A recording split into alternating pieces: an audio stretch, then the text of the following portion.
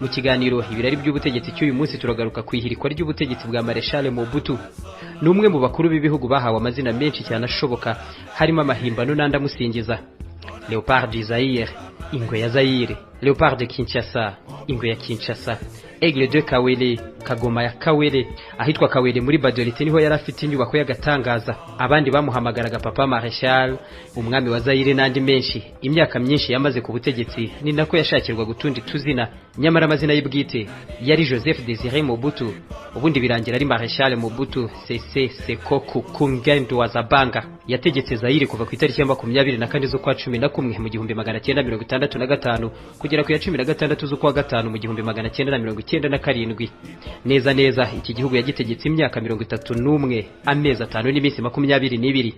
Mobutu uyu iki gihe cyose ntiyavugirwagamo. Muri iyi myaka yose yahanganye bikomeye n'imitwe itabarika y'abarwanyi bageragezaga kumwigumuraho, bose baraneshwa. Ariko Mobutu yarambye ku butegetsi rwose. Abavutse ari perezida barashatswe, abandi barashaka, barabyara, barakuza. Akiri ku butegetsi bamwe ngo bari bazi ko Mobutu bivuze perezida. Abana babazayirwa ngo bitaga bakuru b'ibindi bihugu ba Mobutu babyo. Mobutu yarubashywe, aratinywa mu karere k'ibiyaga bigari kugera i Burayi, aho bamwe mu bakuru b'ibihugu biyemereraga rwose ko bamwubaha bikomeye. Ariko igihangange Marshal Mobutu yaje guhirwa ku butegetsi ate. Intambara zose yarwanya akazitsinda, ndetse kenshi akanemeza ko bitamuvunnye. Kuri iyi nshuro Marshal yabaye iki? Abakuru mu Banyarwanda mu migani bakungahayeho babwiye ababakomokaho ko nta gahora gahanze, abandi ko iminsi ipfura umugara w'intare cyangwa igakona ingwe idasibye no guteka inzovu mu rwabya. Uretse u Rwanda na Uganda bumvikanye mu mugambi wo guhirika ubutegetsi bwa Mobutu, bakifashisha n'abazayirwa batavugaga rumwe n'ubutegetsi bwe.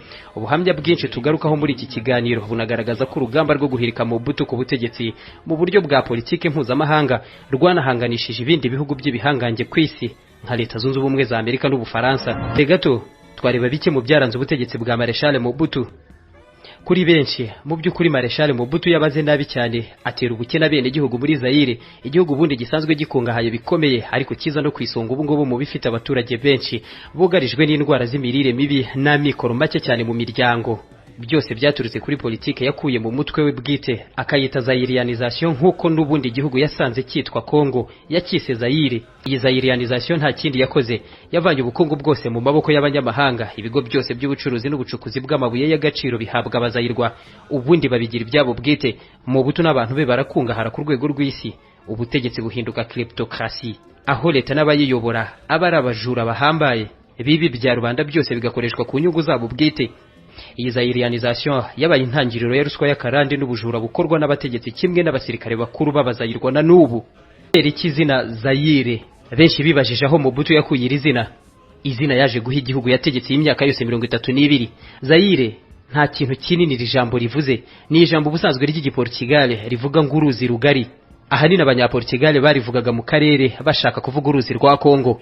Ni ijambo ryagaragaye mu mwaka w'1529 mw'ibaruwa umwami Joao wa gatatu wa Portugal yandikiye umwami wa Kongo. Ntaryo Mobutu yahimbye, dore ko hari n'abakomeje kuvuga ko ryari izina ry'umwe mu bo mu muryango we. Marshal Mobutu ntabwo yashoboraga kujya ku meza wenyine cyangwa ngo asangire nabo mu muryango we bonyine. Ibi ngo byabagaho gake cyane gashoboka. Yasangiraga buri munsi n'abatumirwa babarirwa mu ijana. Hari n'igihe bageraga muri 500 kandi ari iminsi isanzwe, nta n'ibirori byabaye. Ingwe ya Zaire, kagoma ya Kawele. Mobutu we mu birori byinshi byahoraga iwe mu rugo yinyweraga Laurent Perrier cyangwa byeri ya Kinyarwanda Primus ivanze na Sprite. FPR ikibara gufata ubutegetsi Kigali, ntibyari byoroshye kwizera umutekano w'igihugu hakiriho inkambi z'impunzi z'abanyarwanda zari mu burasirazuba bwa Kongo hafi n'umupaka warwo. Hahise hatangira gutegurwa indi ntambara nshya. Hatangijwe imyitozo ya gisirikare mu rugamba rwo gutera Zaire. Abenshi mu batozwaga harimo abazayirwa bavuga ururimi rw'Ikinyarwanda bakomoka mu burasirazuba bwa Zaire, kimwe n'abandi batavugaga rumwe n'ubutegetsi bwa Mobutu. Perezida w'u Rwanda Paul Kagame icyo gihe yari vice president. Byadusabye gukora gahunda yo kugira icyo dukora tudategereje. Twari twararangije kubona abazayirwa bashoboraga kuturwanyiriza Mobutu. Ubwo u Rwanda rwateguraga intambara kuri Zaire, amaturufu yose yarebwagaho. mu nama y'umutekano y'umuryango w'abibumbye Paul Kagame yasabaga ko hagira igikorwa ngo umutekano w'u Rwanda urindwe. Amahoro n'umutekano by'u Rwanda n'akarere ruherereyemo biraza gushingira ku by'umuryango w'abibumbye witeguye gukora mu gihe cya vuba gishoboka. Kwihanangiriza abicanyi n'abanyabyaha batigeze bahanwa mu karere nicyo gisubizo kiboneye. Ariko iyi ngo yari inshuro ya nyuma bisaba. Akiva mu nama y'umutekano y'umuryango w'abibumbye kuri iyi ngingo, Kagame ngo yahavuye yarakaye bikomeye. Icyo gihe ubwo navaga muri Leta Zunze Ubumwe za Amerika narangije kuburira abanyamerika kimwe n'umuryango w'abibumbye, ntababeshye nari mfite ibitekerezo by'intambara rwose. Nari niteguye gukora ibishoboka byose kuri iki kibazo. Ubutaka bw'u Rwanda, ibihumbi byinshi by'abanyekongo bavuga ururimi rw'ikinyarwanda bari barangije guhabwa imyitozo ya gisirikare biteguye kwambuka umupaka. Gusenya inkambi z'impunzi zari zivanze n'interahamwe n'abasirikare batsinzwe ntibyari bigihagije ku butegetsi bw'i Kigali. Bwari n'uburyo icyarimwe bwo gushyira akadomo ku butegetsi bw'imyaka isaga 30 yo kwishongora n'ubuhangange bya Marshal Mobutu wafatwaga nk'igitangaza muri Zaire no mu karere. Uko byari biri kose kandi u Rwanda rwari runizeye inkunga y'abanyamerika bifuzaga kubona impinduka mu butegetsi bwo muri Zaire no mu karere. Guhirika ubutegetsi bwari burambye nk'ubu bwa Mobutu, intambara n'ingabo ntibyari bihagije. U Rwanda rwinjiye muri Zaire mu ishusho yo gufasha no guha inama ndetse n'ubuhanga bwa gisirikare imitwe y'imbere mu gihugu muri Zaire. Ibingibi ngo bye gufatwa mu maso y'amahanga nk'igihugu cyateye ikindi. Aha byasabaga kwifashisha abazayirwa batavuga rumwe na Mobutu. Iturufu nziza yari ihari. Laurent Désiré Kabila, uyu ntabwo yari mu moko y'abavuga ikinyarwanda muri Zaire, yari amaze kandi imyaka isaga 30 agaba udutero shuma ku ngabo za Zaire. Uyu Kabila waje kwisanga yitirirwa guhirika Mobutu, mu by'ukuri ntabwo yari umurwanyi ukaze cyangwa umunyapolitiki uhambaye washoboraga kugira icyo yigezaho wenyine imbere ya Marshal Mobutu. Uku ni nako Daniel Simpson abibona. Yari ambasaderi wa Leta Zunze Ubumwe za Amerika muri Zaire kuva mu 1995 kugera mu 1998. Kabila yari nk'umukinnyi muto cyane mu bya politiki no kubaho ko byari amayeri yo kwirwanaho bya buri munsi. Akajya mu by'ubucukuzi bwa zahabu bunyuranyije n'amategeko, ubucuruzi buciriritse n'ubushimusi. Yageragezaga kubeshya abashinwa n'abandi ko ari gutegura impinduramatwara kugira ngo bamwihere amafaranga. Ibyo ambasaderi Simpson avuga kuri Kabila ntabwo byose byemezwa nk'ukuri, nko kuba rwose Kabila ngo atarasahuraga nk'uko abivuga. Innocent Bisangwa icyo gihe yari umunyamabanga bwite wa Perezida Museveni wa Uganda. Kabila yabaga muri Tanzania mu nzu yahawe na leta kandi acungiye umutekano n'inzego z'ubutasi. Nta na rimwe nigeze numva ajya mu bucuruzi n'ibikorwa binyuranyije n'amategeko. General Yoweri Kaguta Museveni ni Perezida wa Uganda, nawe hari uburyo yabonaga Laurent Désiré Kabila, hari ibyo amushimaho akanamunenga. Kaguta mwise General nawe ubwo arabikunda, abyibutsa kenshi abatavuga rumwe n'ubutegetsi bwe. Perezida Museveni ngo niwe wahuje Kabila na Kagame. Nkeka ko yari afite ubushobozi runaka kuko yarwanyije Mobutu igihe kinini kandi akomoka muri Katanga, akavuka mu burasirazuba, akavuga igiswahili natwe dukoresha, ariko ntiyarazi ibyo kwisuganya ngo abe hari icyo yakora kuri Mobutu. Nemeye kumuhuza na Kagame kubera iki? Kuki u Rwanda rwari rufitanye ibibazo bikomeye na Zaire, nahise nsaba Innocent Bisangwa kumujyana mu Rwanda amwereke Kagame. Innocent Bisangwa washinzwe ubu butumwa na Perezida Museveni nawe niko abyemeza. Nahise mwerekeza i Kigali aho kujya nari mpazi nzibiro bya Vice Perezida, nari nziranye kandi nabo bakoranaga mpura na Kagame mubwira ibya Kabila, ntabwo yari amuzi na gato. Paul Kagame nawe yibuka uburyo ababazayirwa bagiye bahuzwa. Ntabwo mbyibuka neza, ariko uko byari biri kose twagombaga kugira ibyo dukemura, nta kundi twari no kubikora, twagombaga gufatanya n'abazayirwa. Aha sinzi impanuka y'amateka yaje gutuma tugwa kuri Kabila. Kabila wenyine ntiyari ahagije ngo ingabo zibe zakwambuka umupaka ziva mu Rwanda zerekeza muri Zaire, byasabye ko hashyirwa abandi bazayirwa muri uyu mugambi. Aha hahamagajwe abandi batatu batavugaga rumwe na Mobutu, barimo Deogracias Bugera, umunyekongo uvuga ururimi rw'ikinyarwanda muri Kivu ya ruguru wigeze gushinga ADP, Alliance Démocratique Populaire, mu myaka ya za 90. Hari umutwe wa politiki uherutse gushingwa mu Rwanda witwa gutya neza, nubwo banza nta na kimwe byombi bihuriyeho. Dukomeje iyi ntambara yiswe iyo kubohora Kongo, iyo guhirika ubutegetsi bwa Marshal Mobutu, cyangwa nanone byose icyarimwe mu buryo butandukanye. Ababisesengura buri umwe bifata uko abyumva, nkuko harimo n'abashyiramo ku Rwanda rwashakaga gushyira ikiganza mu butunzi karemano butagira ingano bwa Zaire. Ni byinshi. uko biri kose ariko byumvikanyweho n'ubutegetsi bw'u Rwanda na Uganda hahujwe abazayirwa batavugaga rumwe n'ubutegetsi bwa Mobutu. Kabila bakizigenza wabo mu kiswe AFDL, Alliance des Forces Démocratiques pour la Libération du Congo. Aba nibo bavuzwe muri iyi ntambara baravugwa cyane. Rubanda rw'abazayirwa babakira nk'abacunguzi, ariko imirongo y'urugamba na politike ngenderwaho byari iby'u Rwanda na Uganda ku kigero runaka. General Kayumba Nyamwasa yari umugaba mukuru w'ingabo mu Rwanda icyo gihe, arashimangira uburyo abazayirwa icyo gihe bashyizwe hamwe n'u Rwanda ngo bareme itsinda rya politike ryo kurwanya Mobutu. Toute l'idée était de réunir tous ces Zaïriens. Igitekerezo cyari uguhuza abazayirwa bose baturuka mu bice bitandukanye bafite amateka atandukanye. Twashakaga kubashyira hamwe mu ihuriro rya politiki rifite icyerekezo kandi rifite gahunda ihamye ku buryo icyarimwe babasha gusobanura neza impamvu y'intambara muri Kongo et même de justifier la guerre qui commençait. Isabwa byose byari byuzuye ngo intambara itangizwe kuri Zaire. James Kabarebe wari ufite imyaka 25 gusa ubwo FPR yafataga ubutegetsi Kigali, aha yari afite imyaka 29 y'amavuko. Niwe wari ushinzwe ibikorwa bya gisirikare n'intambara yahiritse ubutegetsi bwa Marshal Mobutu. Nawe aragaruka ku buryo ingufu zahujwe. Hagati yabo ntabwo bari baziranye, byagiye bidusaba kubahuza bakibwirana. Gracias Bugera. Ce jour-là, dans le bureau de James Kabarebe,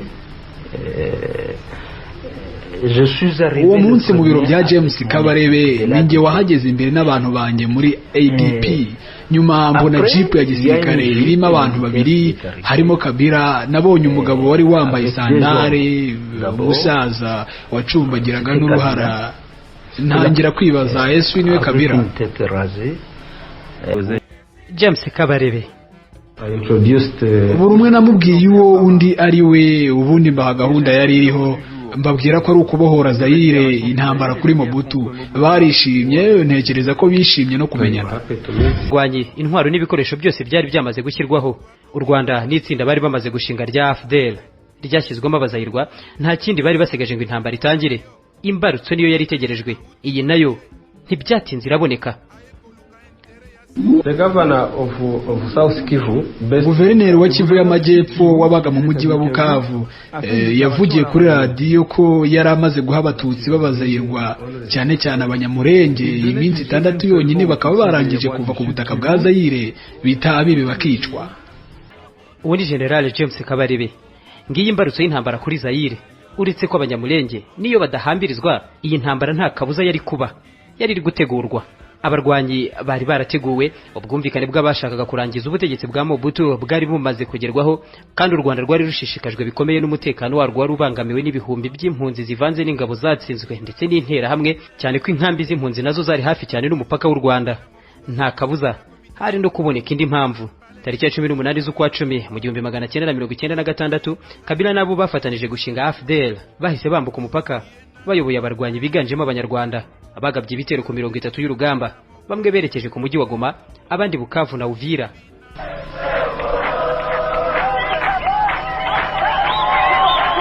Gracias Bugera yibuka neza uko icyo gihe bambutse umupaka. Nous sommes passés par Gisenyi pour entrer dans la ville de Goma.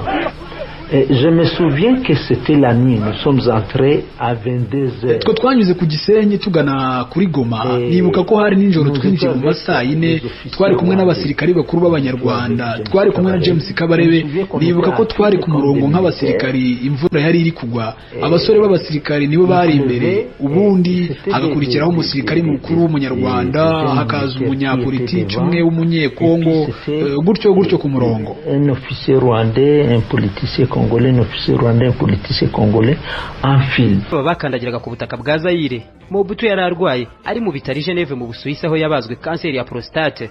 Mu myaka hafi 32 icyo gihe yari amaze ku butegetsi atavugirwamo muri Zaire. Marshal Mobutu yari yarabashije guhashya bikomeye imitwe myinshi y'inyeshyamba yamurwanyije, kenshi yabifashwagamo n'abacanshuro yoherezwaga n'ubutegetsi bw'Ubufaransa n'Ububirigi. Iyi ntambara nayo nta kikango yari imuteye, ariko siko byari biri mu maso y'ababiboneraga hafi, kimwe na bamwe mu bakoranaga nawe. Bamwe barabibonaga ko ubutegetsi bwa Mobutu buri mu mazi abira. Robert Bourgi niwe wari uhagarariye Mobutu mu by'amategeko, akaba n'umujyanama we hafi, ati il n'avait pas conscience de la réalité du danger que faisait peser cette rébellion qui n'était pas un épiphénomène, hein, c'était pas quelque chose de minimes. Ntabwo Mobutu yabonaga ukuri kw'ibyago byamugeraga amajanja, yibwiraga ko ari abarwanyi inyeshyamba ziciriritse nk'izindi zose zabanje akazikubita inshuro. N'ubu ndacyumva ijwi rye ati Robert Kabila ndamuzi, ni zeru, nibandi rito riraho za Goma, atunzwe n'utunyanga tw'ubujura buciriritse. Naramubwiye nti Mareshali, ibura bifata nk'ibyoroheje, ntabwo nzi Kabila nibwo nkimwumva, ariko afite ingabo igisirikare nyacyo, ntabwo ari agatsiko k'inyeshyamba zisanzwe. Mareshali ayoboye ingabo ziri mu mabatayo afite gahunda, ingabo zifite amabwiriza zikurikiza zikumva, kandi afatanije n'u Rwanda na Uganda ndetse n'abanyamerika ahari. Discipliné, déterminé, et derrière lui il y a l'Ouganda, il y a le Rwanda, et il y a, je crois, les Américains. Atubanza harimo n'abanyamerika, ntabwo ari u Rwanda na Uganda gusa bashishikajwe no kurangiza ubutegetsi bwa Marshal. Ntabwo gukangana kwa Mobutu kwashiriraga ku bazayirwa yategetse imyaka 32 byonyine, n'abanyaburayi kimwe n'abanyamerika ntiyatinyaga ko babwira rwose ko akaze kandi ari igihangange.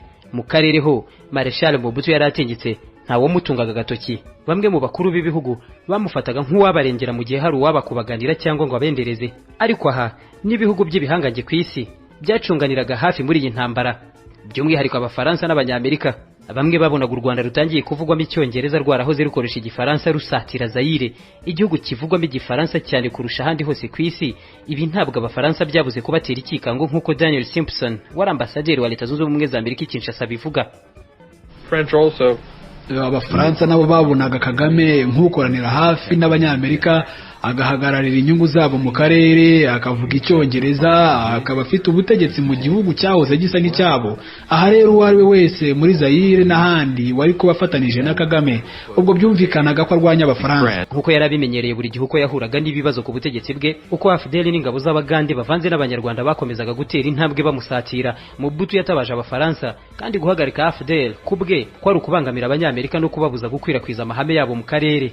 Nta gushidikanya icyo Abafaransa ngo bagombaga kucyumva byihuse bakamutabara.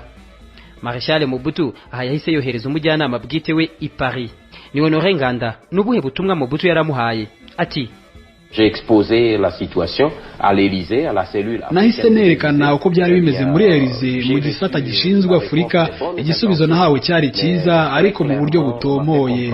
Banyumvishije ko uko byari bimeze kose Ubufaransa butashoboraga kwihutira kohereza ingabo muri Zaire nyuma y'ibyari bimaze kubaho mu gikorwa cyiswe Opération Turquoise.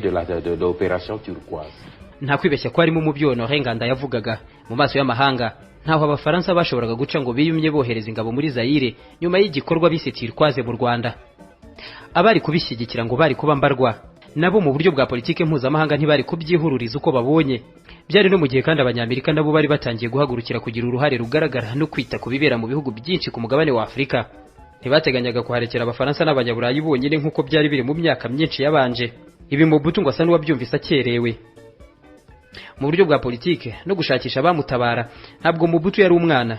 Iturufu yari asigaranye kwari uguhuruza amahanga n'umuryango w'abibumbye ngo hategurwe ibikorwa byo gutabara ibihumbi byinshi cyane by'impunzi z'Abanyarwanda bari bari mu makambi yo mu burasirazuba bwa Zaire, kimwe n'abaturage b'abazerwa bari bamaze gukurwa mu byabo n'imirwano yari itangijwe. Uko yabikoze icyo gihe bisobanurwa n'ubundi na Honoré Nganda wari umujyanama we bwite. Yaravuze ngo njye nimbisaba ntabwo bazanyumva, aha asaba ko Ubufaransa aribwo bimusabira. Umubano Mobutu yari afitanye n'Abafaransa ntabwo wari umubano usanzwe w'ibihugu, by'umwihariko ubutegetsi bw'ibihugu byombi Zaire n'Ubufaransa ngo wari nk'ubuvandimwe. Aha leta y'Ubufaransa yahise yemera ko bagiye gukora ibishoboka byose ku buryo muri Zaire hagomba koherezwa ingabo z'umuryango w'abibumbye ngo zijye hagati y'abarwanyaga ubutegetsi bwe n'ingabo ze, ariko mu gikorwa cyari kwitwa icyo kurengera impunzi n'abakuwe mu byabo n'imirwano. Niko byagenze koko mu nama y'umutekano y'umuryango w'abibumbye Abafaransa barabisabye, ariko nta kuzuyaza Abanyamerika babitera utwatsi bivuye inyuma. Nta mpamvu nimwe ngo bari bafite yo kubona Mobutu aguma ku butegetsi, ntayo rwose. Bashyigikiye byimaze yo kwahirikwa ibintu bigahinduka, ntibabiciye ku ruhande nk'uko ambasaderi Simpson abivuga.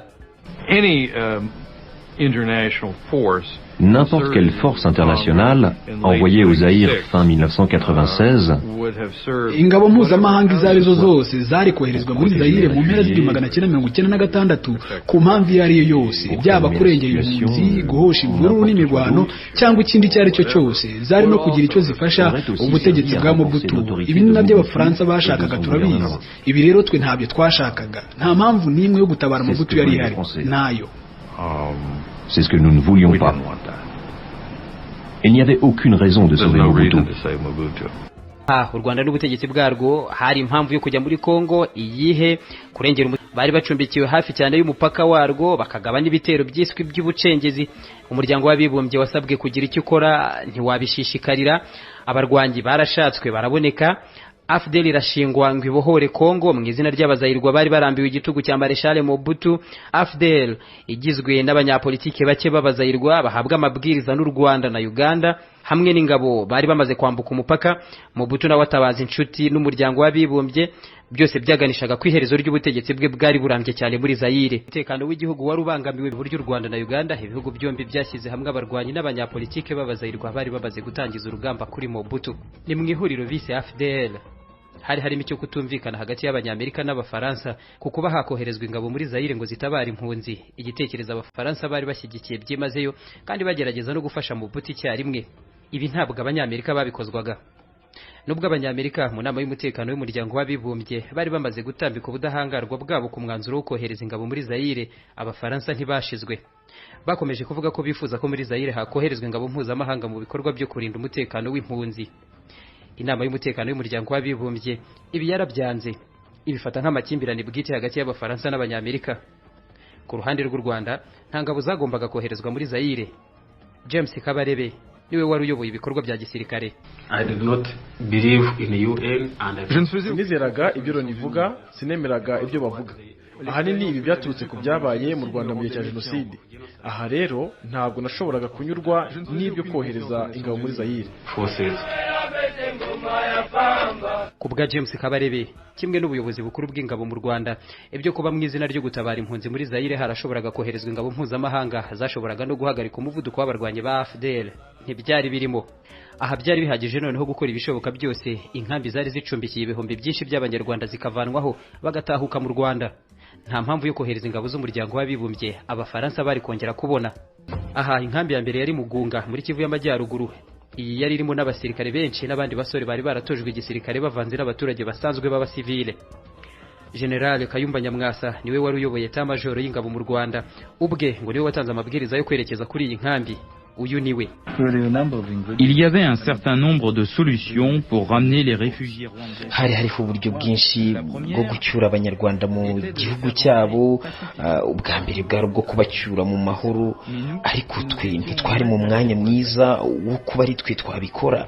Ibi byadusabye gufata undi mugambi kubacyura hafi ku ngufu. James Kabarebe niwe n'ubundi wari uyoboye ibikorwa by'ingabo muri uru rugamba rwo kubohoza Zaire ndetse no guhirika ubutegetsi bwa Marshal Mobutu. We arrived in Mugunga on the ground. Twageze Mugunga tunyuze ku butaka, byadusabye kurwana buri munsi hagati ya Goma na Mugunga. Imisozi yose ikikije aho Mugunga yari iriho abahoze ari abasirikare bahunze. Tukimara kwinjira mu binjiro byabo bya nyuma, bose bahise bahungira imbere mu nkambi. Ubundi bagerageza guhunga bagana za Kisangani. Nazamutse hejuru ku musozi witegeye Mugunga, nicara hasi nanjye ndahindushye pe. Twari twiriwe turwana umunsi wose. Aho nitegeza ikivunge cy'aba bantu bose berekezaga ku mupaka batahuka.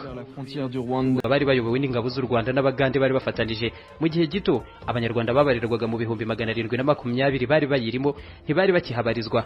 Mu mashusho yafashwe nyuma gato yo gusenyuka kw'iyi nkambi yari nini cyane, hagaragaraga imirambo n'abandi bamwe bapakira utuntu dutandukanye twabo berekeza mu byerekezo bitazwi.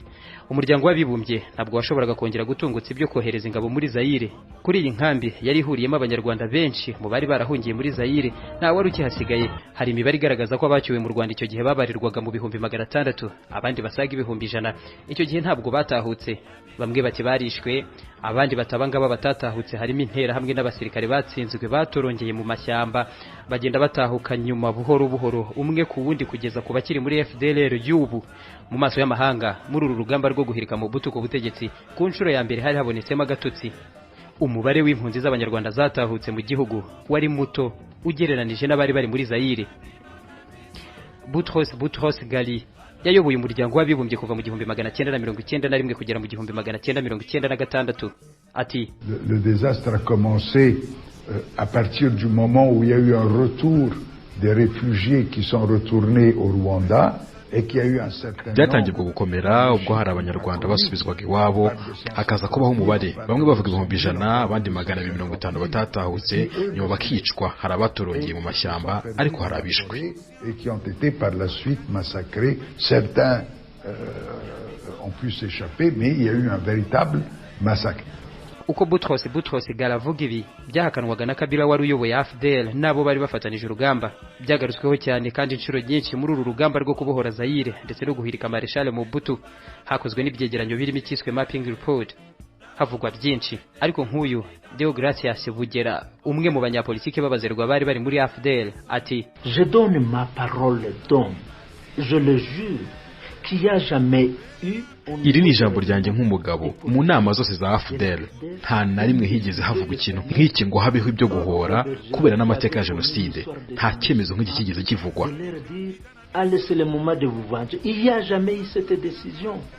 uko byari biri kose kuri James Kabarebe iyi yari intsinzi. C'était comme une marée humaine, une vague qui bougeait. Iyo ubu hari ngo wirebere icyari kivunge kinini cy'abantu kinyeganyega cyari igikorwa cy'indashyikirwa kuko muri icyo gihe twari tumaze gushobora gukora iby'umuryango w'abibumbye wananiwe. Nkambi z'impunzi zari zikibarizwa mu burasirazuba bwa Kongo nta n'ingabo mpuzamahanga zo kuzirengera ubwo ngubwo zagombaga kuhoherezwa. Marshal Mobutu yagombaga kubaga akifasha akimenya n'ingabo z'abazayirwa bagenzi be. Ibihumbi bisaga 10 by'abasore b'abazayirwa bandi bahise binjira mu ngabo za AFDL ya Kabila, muri aba harimo n'abahoze ari abasirikare ba Mobutu mu bice byari byararangije gufatwa, cyane cyane ko henshi bahitaga bishyirira imbunda zabo hasi ubwabo cyangwa se bakihindura abasivile basanzwe. AFDL yungutse ingabo kibe gisirikare gihamye haba mu buryo bw'ibikoresho n'umubare w'abarwanyi, bahise berekeza kuri Kisangani. Yari inzira ndende. Ni gute rero Kabila yaje gufata ubutegetsi Kinshasa? Robert Bourgi, umujyanama wa hafi wa Mobutu, ni nawe wari umuhagarariye mu mategeko.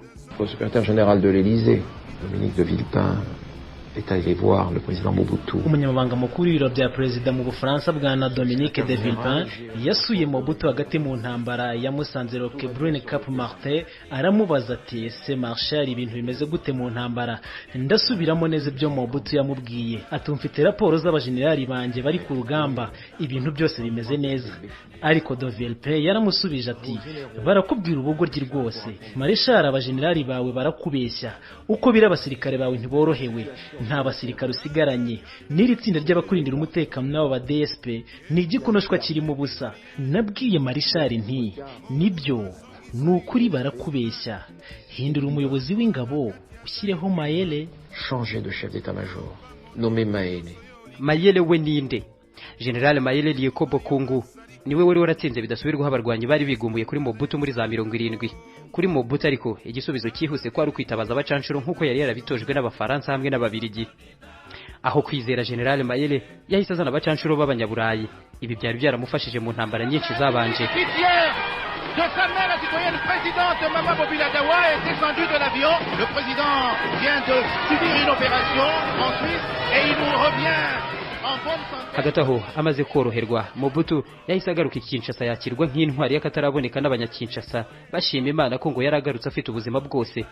Kuri we ariko ibyiringiro byabarirwaga ku mashyi, yarazi neza ko ubutegetsi bwe bujegajezwa bikomeye. Yahaye inshingano zitomboye General Mayele, amubwira ko icyo ashaka cyose agomba kugihabwa, ariko agahagarika umuvuduko w'abarwanyi ba AFDL. Aha abarwanyi ba AFDL bari bamaze kugera neza mu marembo y'umujyi wa Kisangani. Hari n'ubundi nkambi z'impunzi z'abanyarwanda zari zarahunze ziva mu burasirazuba, zongeye nanone kugarukwaho mu nama y'umutekano y'umuryango w'abibumbye mu kwa mbere mu 1997 hageragejwe kandi gushyirwaho ihagarikwa ry'imirwano.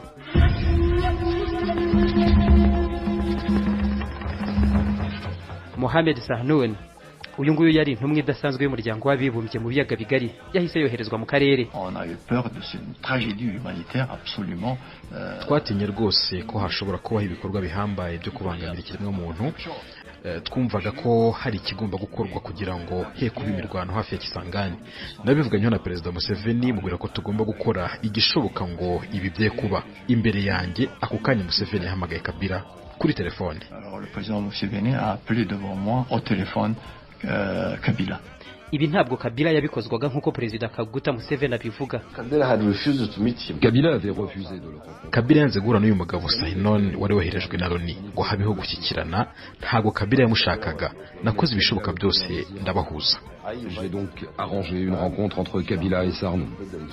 Umunsi wakurikiyeho Sainon yaje guhura na Kabila amusaba ko baba bahagaritse imirwano umuryango w'abibumbye ukimura impunzi. Perezida Museveni avuga ko Kabila nabyo yabiteye utwatsi yivuye inyuma, ariko mu mvugo Perezida Museveni yumvikanisha ko ibingibi yari abishyigikiye. Ntabyo yashakaga, ariko ntabwo na Kabila yarwanaga. Bari abanyarwanda. Kabila nta ngabo yari afite, uretse ko nta n'icyo yakoraga ngo azigire. Kandi njye mbona ko iyo Kabila yemera agahagarika intambara mu gihe gito, icyo gihe byari kumufasha akabona akanya ko kwiyubakira uwe mutwe w'ingabo. Uburyo yashyuhaguzwaga yerekeza Kinshasa bugaragara ko atarashishikajwe no kubaka ubushobozi bwe n'ubw'abazayirwa. Icyari kimuri mu mutwe ko ari uko abanyarwanda bamujyana mpaka i Kinshasa bakamugeza ku butegetsi. Uko biri kose icyo gihe nta mishyikirano, nta guhagarika intambara cyangwa kurwana byabayeho. Umujyi wa Kisangani waguye mu maboko y'abarwanyi ba FDL nk'urubuto ruhiye rw'imanura ku giti cyarwo.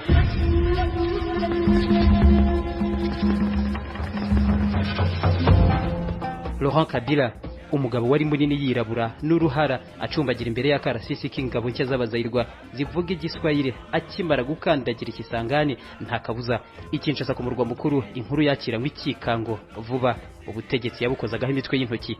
Ntabwo Kisangani ari umujyi usanzwe muri Zaire, Kongo y'ubu.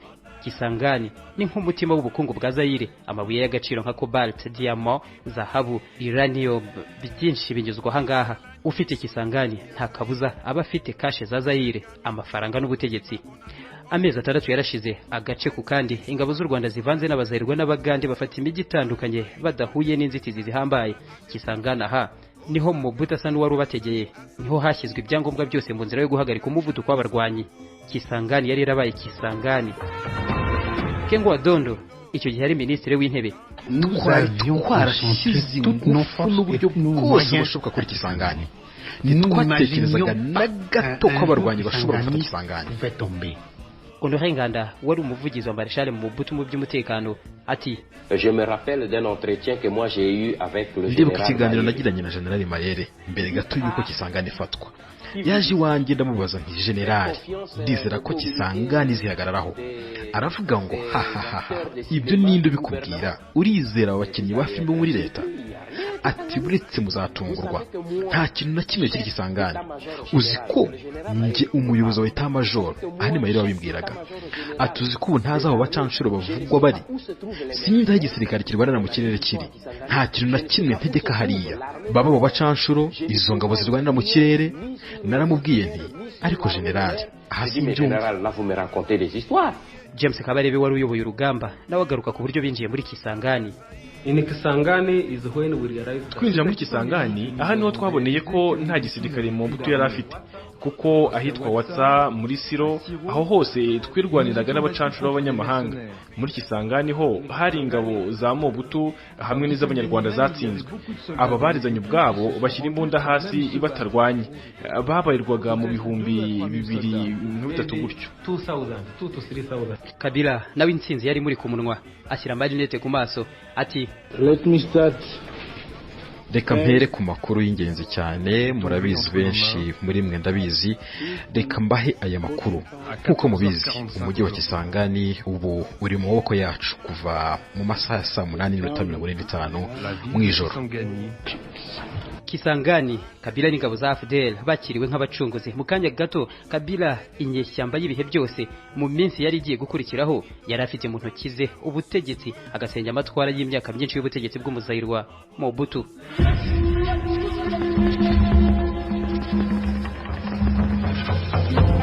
Umuryango w'abibumbye icyo gihe wihutiye kugerageza kumvikanisha Mobutu na Kabila. Ni bwana Mohamed Sahnoun nanone wongeye gushinga ubu butumwa.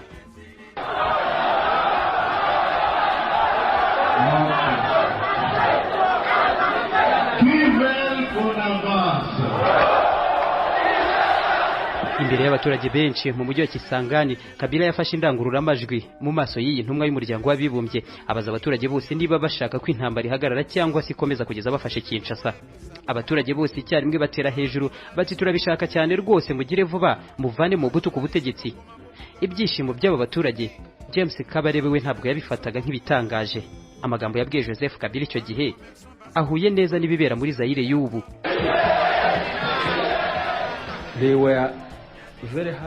impinduka izo arizo zose izagomba gushimisha abazayire, ntabwo ari ukubera Kabila by'umwihariko.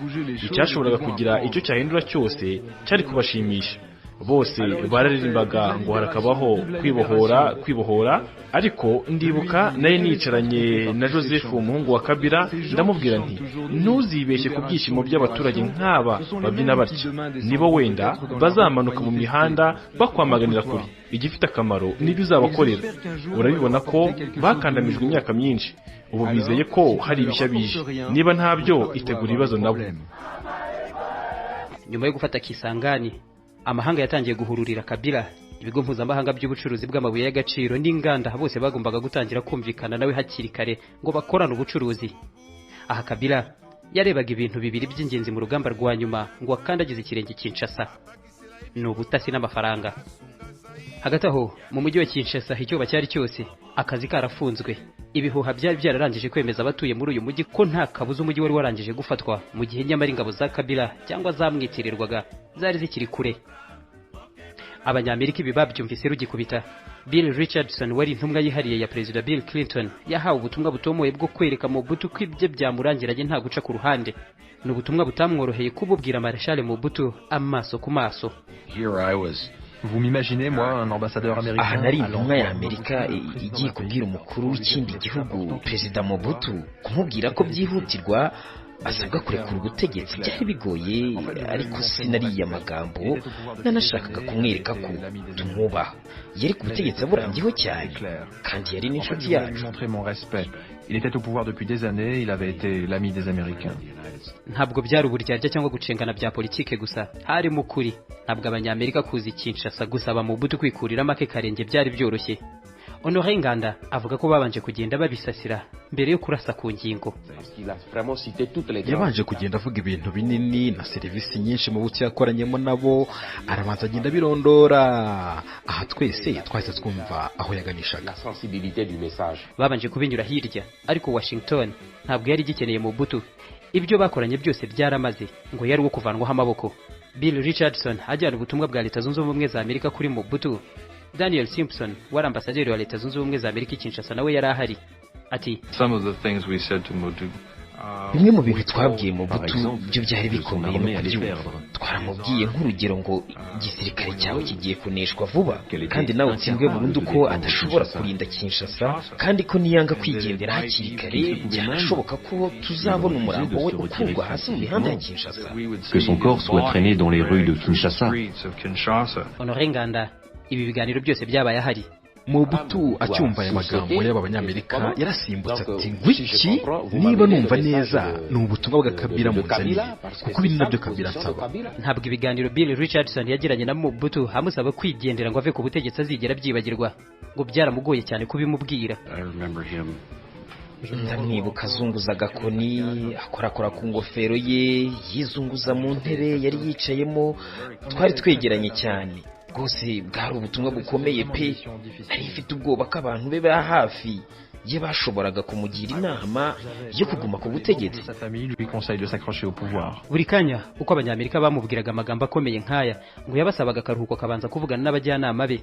Ariko bamwe ngo bamweruriye neza ko nta mahitamo yari asigaranye, ko ubutumwa bari bamuzariye atari n'ubwa diplomasi, ngo yari amagambo ahamye, nta gitekerezo cye cyari gikenewe kuri iyi ngingo. Aha Mobutu icyo yahabwaga cyari igihe ntarengwa ngo abe yagiye. Yakwemera bakamubwira uko bumva babimukorera, nko kumurindira umutekano we n'umuryango we kimwe n'imitungo ye. Bourgi wari uhagarariye Mobutu mu by'amategeko, ngo yabonaga Mobutu abizi neza nawe ko ryari iherezo kuri we. Il savait que Mobutu yarabizi ko bitinde cyangwa bitebuke yagombaga guhura na Kabila.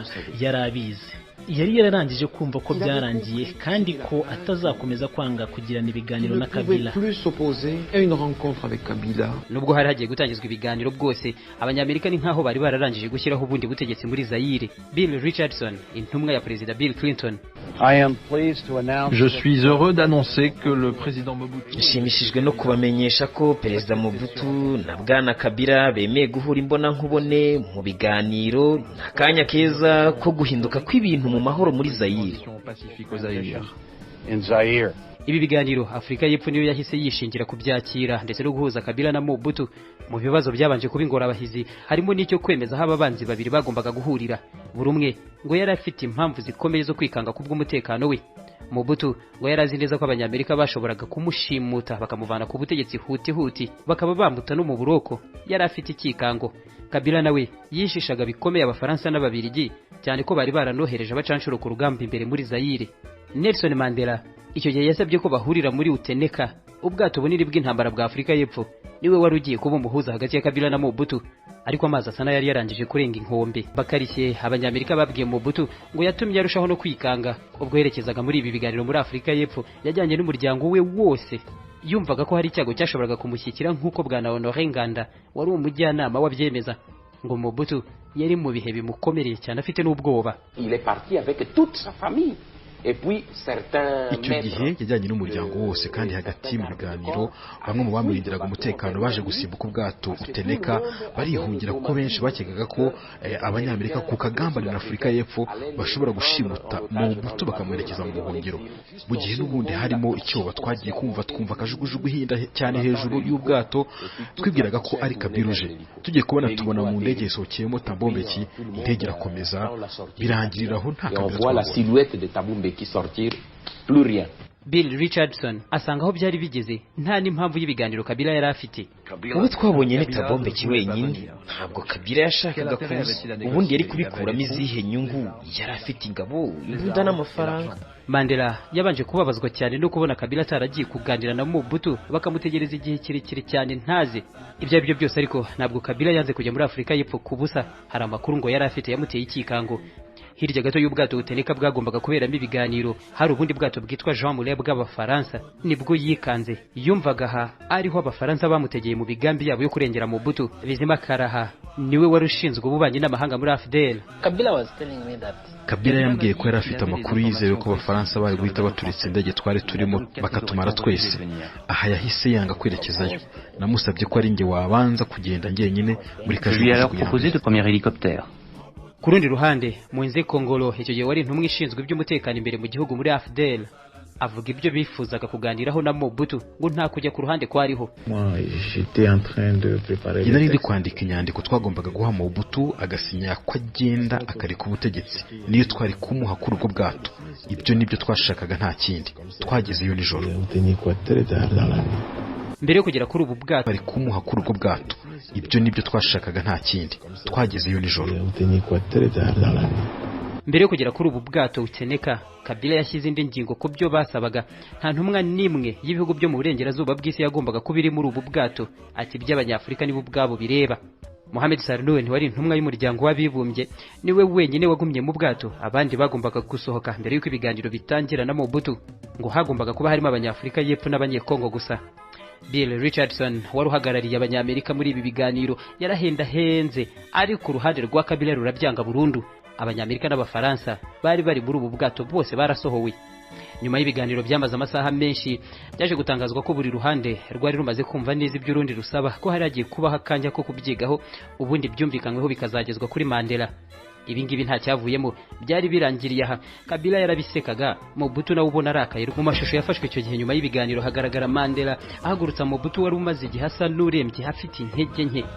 Mobutu yanze kuva ku butegetsi, Kabila nawe yanga guhagarika imirwano kuri Kinshasa. Icyizere Abanyamerika bari bafite cyo guhindura ibintu muri Zaire mu mahoro, Mobutu akibwiriza akava ku butegetsi, cyarimo kiyoyoka. Ingabo za AFDL zari mu birometero 150 gusa hanze ya Kinshasa. Mu mezi 6 bari barangije gufata hejuru ya kimwe cya kabiri cya Zaire, igihugu kinini cyane muri Afrika. Aha kandi bari bashyigikiwe n'abaturage bizera n'ubufatanye bw'ibihugu bikikije Zaire nka Angola. Gufata Kinshasa ariko icyo gihe byasabaga izindi gufu, kuko itsinda ry'ingabo zariraga umutekano wa Mobutu, aba DSP nabo ngo bari bihagazeho biteguye kurwana kugera ku wanyuma, nubwo atari ko byaje kugenda. General Mayele wari uyoboye ingabo za Mobutu yarabizi neza ko ntacyo bazabasha gukora ngo babuze AFDL gufata Kinshasa, ariko uyu Mayele bamwe bamufashe nk'umugambanyi abandi bamufata nk'umuntu wakundaga igihugu cye ngo ntiyashakaga ko haba imirwano muri Kinshasa. twari turi kugerageza kureba uburyo imirwano itaza kubera muri Kinshasa. Mayele yari abizi neza ko atashobora kurinda Kinshasa, yakundaga igihugu kandi yabonaga neza ko nta mpamvu yo kwishora mu mirwano. Kayumba Nyamwasa wari umuyobozi mukuru w'ingabo z'u Rwanda nawe yagize icyo avuga kuri General Mayele ati quand il a réalisé que amaze kumenya ko byose byari birangiye yagerageje kutuvugisha, yashakaga gutabara Kinshasa hamwe na Kabila pour voir comment éviter la guerre à Kinshasa. Byarihuse mu gihe kitarambiranye abarwanyi ba FDL bari babaze kuzunguruka umujyi wa Kinshasa. Ibibuga by'indege byafatwaga kimwe ku kindi umunsi ku wundi. Abaniraga umutekano wa Mobutu nabo bakoze ku buryo basigarana nibura inzira bamunyuzamo bamuhungisha. Ni nuko byagenze hashyirwa akadomo ku butegetsi bwarambye cyane bwa Marshal Mobutu muri Zaire. James Kabarebe wayoboye uru rugamba arabyibuka umunsi binjira muri Kinshasa. I also was in the river. Njye nari ndi hagati mu ruzi rwa Kongo, sinari nzi neza ngo uru ruhande ni muri Kongo Brazzaville cyangwa Kongo Kinshasa. Kugira ngo mpasobanukirwe nabajije abasivile bari aho ku nkombe z'uruzi, nibo banyeretse aho twambukira. Twahise twisuganya twerekeza ku kigo cya gisirikare cya Caci. Aha abasirikare mu matsinda kabuhariwe ba Mobutu bahise bishyira imbunda hasi, nuko nta kundi urugamba rwa Kinshasa rwagenze. Nta maraso yamenetse ku yindi nshuro nanone General Mayele yari amaze gukiza Kinshasa, ariko kuri iyi nshuro ikiguzi cyaramuhenze ahasiga ubuzima kuko muri uwo mugoroba umwe mu basirikare bari bagishyigikiye Mobutu yahise amurasa. Muri byose umunyamerika Daniel Simpson wari uhagarariye Leta Zunze Ubumwe za Amerika i Kinshasa agaragaza isura nyayo ya politike mpuzamahanga y'ibihugu by'ibihangange muri Afurika. Ntiyatinye kugaragaza buri gihe ko bashyigikira cyangwa bakarwanya ubutegetsi uko babishatse n'uburyo babyifuzamo. Aha yakiriye inkuru yo gutsindwa kwa Mobutu n'ibyishimo kandi agaragaza ko urupfu rwa General Mayele ntacyo rutwaye, ngo ntacyo rwari ruvuze mu gihe icyo bifuzaga cyari kimaze kugerwaho. Nari ndi iwanjye, abantu barampamagara bambwira ko bagiye babona ingabo za Alliance mu mihanda, ku nzira ya gari ya moshi no mu mujyi. Undi yampamagara ambwira ko Mayele yapfuye, musubiza ko ntacyo bitwaye, byose ubu bigenze neza. Tout est réglé maintenant. Tout est fini.